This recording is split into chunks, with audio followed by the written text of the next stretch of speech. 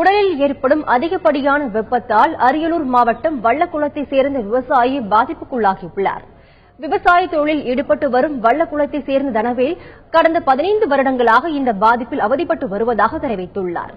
30 நிமிடங்களில் வெப்பமடையும் தனது உடலில் படிப்படியாக வெப்பம் அதிகரித்து எரிச்சல் ஏற்படுவதாகவும், இதையடுத்து அருகில் கிடைக்கும் தண்ணீரை கொண்டு தனது உடலை குளிர்விப்பதாகவும் இவர் தெரிவித்துள்ளார்.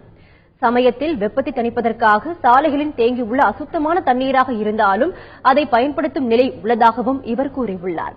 இதுகுறித்து பல்வேறு சிறப்பு மருத்துவர்களிடம் பரிசோதித்தும் பிரச்சனையின் மூல காரணம் குறித்து கண்டுபிடிக்க முடியவில்லை என்றும் அவர் வருத்தம் தெரிவித்துள்ளார். என் சூழ்நிலை எந்த நேரமும் நினைச்சுக்கிட்டு தான் இருக்கணும். உடம்புல நினைச்சுக்கிட்டே தான் இருக்கணும். வெளியில போனாலும் நினைச்சு தான் ஆகணும். நான் 3 பிள்ளைகளை வச்சுக்கிட்டு எனக்கு கஷ்டமா இருக்கு. படிக்கிற வசதியெல்லாம் ரொம்ப கஷ்டமா தெரியுது. என் சூழ்நிலை வேலை செய்ய முடியாது.